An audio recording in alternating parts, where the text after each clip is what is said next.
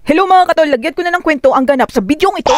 Fast forward agad tayo mga katol. Abay paglabas ko nga sa trabaho ay ganito na ang universe. Ay umuulan na ng balakuba. Ewan ko sa trip ko ngayon. Kinakayod ko ng sapatos ang yelo. Kaya pagdating ko sa sasakyan, abay teka parang dumoble ang bigat ng sapatos ko. At nagsimula na nga ako magmaneho mga katol. Ang ganda lang tingnan mga katol kasi puting-puti ang paligid ano. Pero manipis pa ito mga katol. Sa ibang lugar kasi ng Japan, halos hindi na makadaan ng sasakyan mga katol. Sa sobrang kapal. Iniisip ko nga mga katol, paano kung sa Pilipinas may ganitong snow? Eh di yung mga jackpot ng mga aso sa karsada well preserved na. Tapos sasabayan lang nila ng tunaw pag nagmelt ng snow. Chocolate! Alam nyo ba mga katol na ang hirap din ng winter season dito? Wait lang mga katol, papakita ko sa inyo kung bakit. Ano yung nag-slide? May nag-slide doon. Ano? Paano? May nag-slide doon. Ano, dapat pala dumiretso ka. Bakit? Eh, parang hindi mo siya makasabay. Hindi yan nakakuha, naka-snow tire. Eh, wag ka mo na masyadong lumapit. Ibig ko sabihin, ba't nasa kabilang linya siya? Eh, nag-slide nga ka mo, eh di... Ala, madulas na. Kinakabahan ako. Ramdam mo? Nag-slide? Ay, shit, oo. Oh my God. Sige, sayaw-sayaw mo lang siya. Ay, dapat pala nagdiretso tayo, no? Hindi natin alam. Pero, ganun pala yung feeling. Oh my God. Abunay, buti na lang walang kasalubong, no? Oo. Kaya pala pinain niya yung kabilang. Ala, tinan mo din yung nasa likod. Slide din? Bumagal din siya. Dulas noon. Huwag mo siyang lapitan.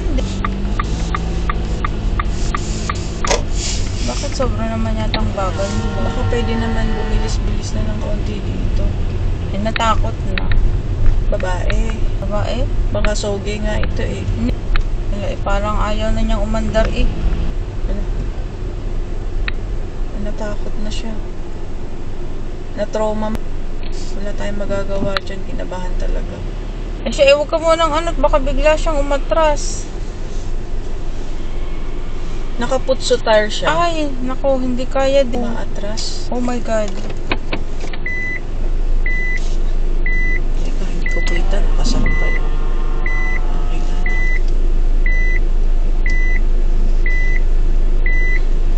Tama na.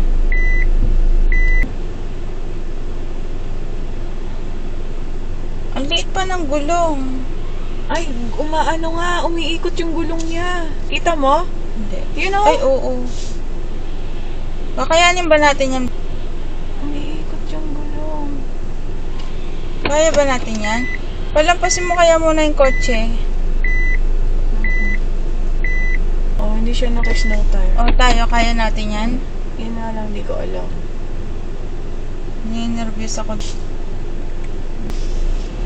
Sana walang sasakyan. Wala, ang daming ano. Ala, stranded. Ay, nice. Paano? Daan tayo sa bayan. Ay, atras to oh. Nag-slide kahit tao. Naiihi ako. Pag ito dumaan, daan. Parang di ba dyan yung umikot yung kotse kanina? Dami nag-slide. Shortcut na lang kami. Oh no, God. So ayun na nga no mga katol, lumihis na nga kami ng daan mga katol para makaiwas sa madulas na daan at ayan, ramdam na ramdam namin talaga ang silakbo ng aming damdamin sa pagkakadulas ng mga daanan namin. Bukin ang inabit na dila ito parang dumulas na rin. Ay tapos samahan pa ako ng pasaherong parang nagpapak ng kapimbara ako sa nervyos. Ay parang lahat na lang ng santo ay tinawag niya. Kaya naman pati ako'y naninervyos na rin. Ultimo kabiyak ng puwet ko'y nagpapalpitate na rin. May kwento ko na nga rin mga katol, ang Japan ay may 4 na seasoning. Spring, summer, autumn, winter, mga katol. Pero autumn seasoning lang ang favorite ko mga katol. Kasi pag summer seasoning mga katol, tinatamaan ako ng allergy na nagmumukha akong ganito mga katol. Wow. Onak naman ang tipaklong mga katol, ang pogi ko.